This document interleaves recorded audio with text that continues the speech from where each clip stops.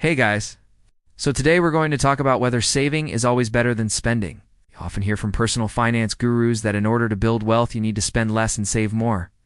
And while this is good advice for most people, it's not necessarily true for everyone all of the time. So let's take a closer look at both sides of this issue.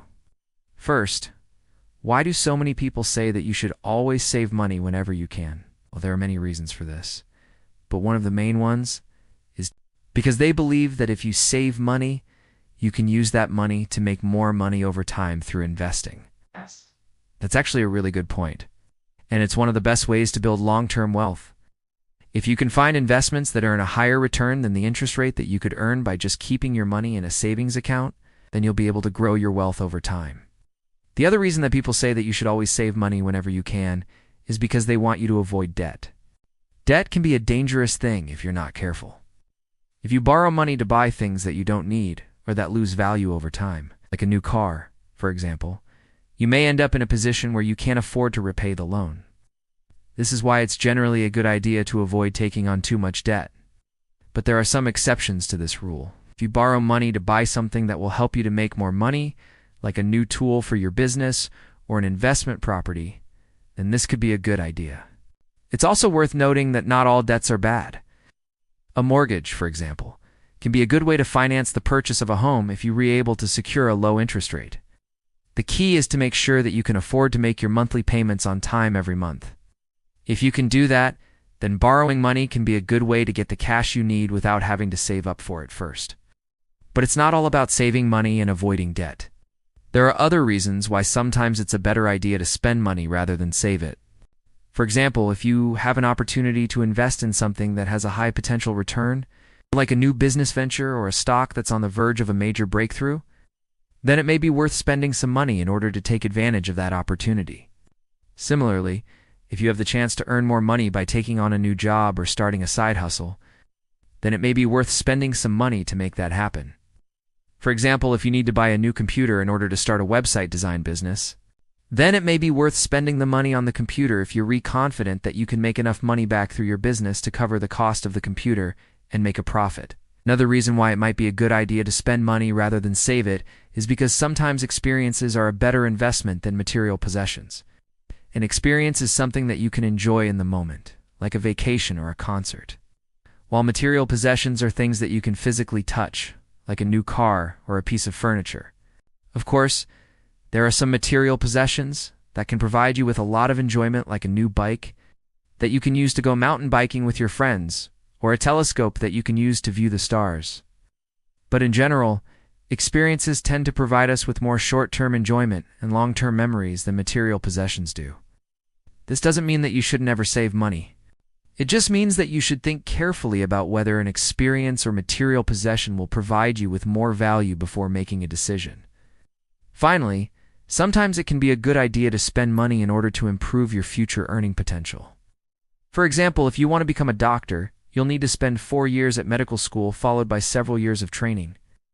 This is obviously a huge investment of time and effort, but it can also be a big financial investment.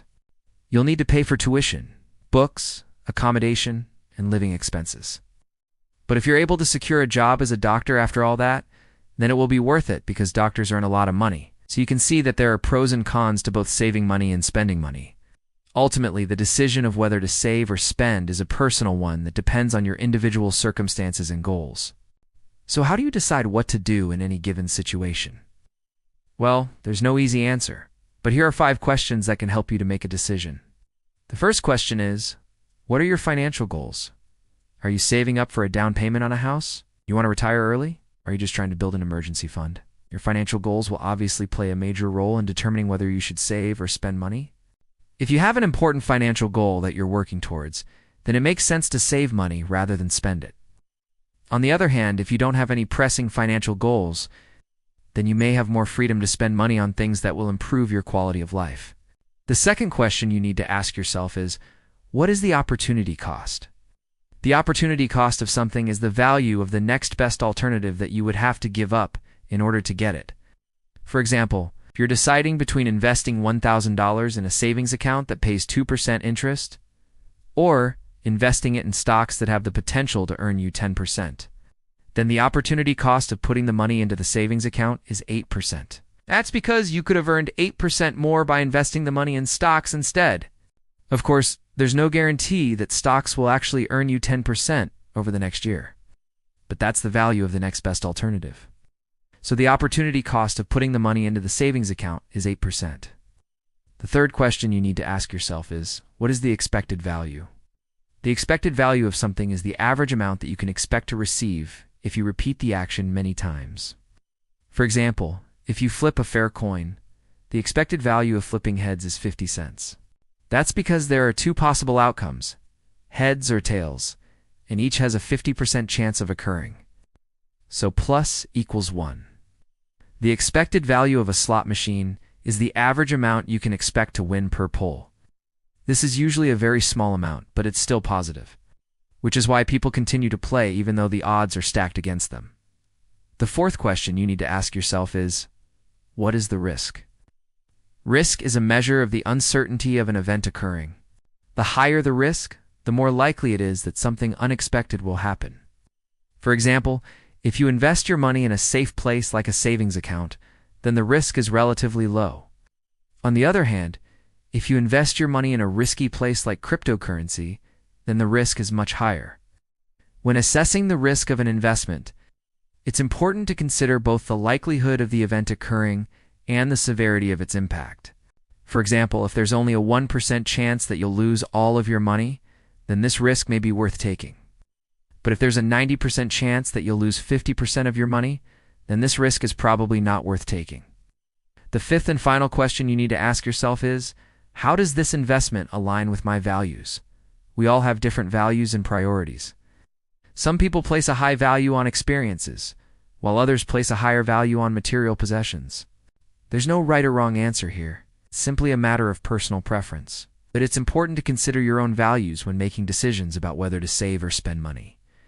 Once you've considered all of these questions, you will be in a much better position to make a decision about whether to save or spend money. Of course, there's no one-size-fits-all answer, and each situation needs to be considered on a case-by-case basis. But hopefully this video has given you something to think about. Thanks for watching, guys. If you enjoyed this video, please give it a thumbs up and subscribe for more content. Until next time.